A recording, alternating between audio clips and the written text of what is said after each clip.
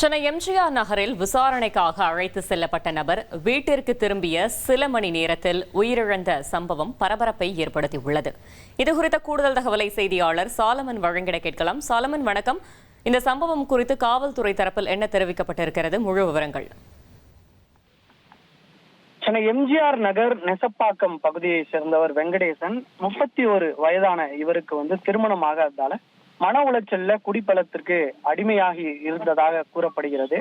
இந்த நிலையில நேற்று டாஸ்மாக் எண் 62 முன்பு வெங்கடேசன் மது போதையில அந்த வழியாக செல்லக்கூடிய வாகன ஓட்டிகளுடன் பிரச்சனையில ஈடுபட்டு வந்ததாக தெரிகிறது. இதனையடுத்து அங்கிருந்த பொதுமக்கள் அளித்த தகவலின் பேர்ல எம்ஜிஆர் நகர் போலீசார் அங்கு விசாரணை நடத்திய போது போலீசாரையும் வெங்கடேசன் ஆபாசமாக திட்டியதாக கூறப்படுகிறது. உடனே போலீசார் வெங்கடேசனை காவல் நிலையத்திற்கு அழைத்து சென்று விசாரணை செய்து அதன் பின்னர் அவரோட பெற்றோரை வரவழைத்து இரவுல வீட்டிற்கு அனுப்பி வைத்தனர்.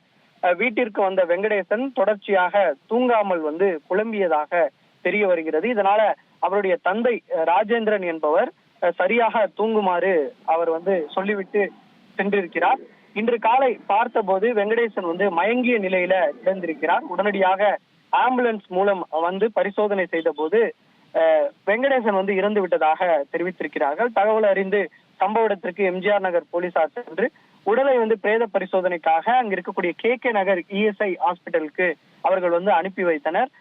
போலீசார் தாக்கியதால் தான் தனது மகன் இறந்து விட்டதாக அவருடைய பெற்றோரானது குற்றம் சாட்டி வருகின்றனர். இதனால அங்கு பரபரப்பானது நிலவி வருகிறது.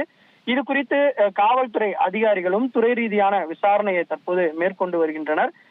மது போதைக்கு அடிமையான வெங்கடேஷ் ஏற்கனவே உடல்நிலை பாதிக்கப்பட்டவர் என்றும் போலீசார் தாக்கவில்லை எனவும் காவல்துறை சார்பாக ஒரு விளக்கத்தையானது அளித்திருக்கக்கூடிய நிலையில தற்போது உயர் அதிகாரிகளும் இது தொடர்பாக துறை ரீதியான விசாரணை மேற்கொண்டு வருகின்றனர். மேலும் பிரேத பரிசோதனை அறிக்கைக்காகவும் காத்திருக்கின்றனர். அதன் பின்னர் தான் இவர் போலீசார் தாக்கியதால உயிரிழந்தாரா அல்லது இவர் நேச்சர் டெத்தா என்பது குறித்தான தகவல்கள் தெரிய வரும் என காவல்துறை தரப்புல தகவல் தெரிவிக்கப்பட்டிருக்கிறது. தகவல்களுக்கு நன்றி சாலமன். இனி செல்லும் இடமெல்லாம் செய்தி. தந்தை டிவியின் வாட்ஸ்அப் சேனலை ஃபாலோ பண்ணினா செல்ல இருக்கும் இடமெல்லாம் செய்தி. இதோ QR கோட் இப்பவே ஸ்கேன் பண்ணுங்க, ஃபாலோ பண்ணுங்க.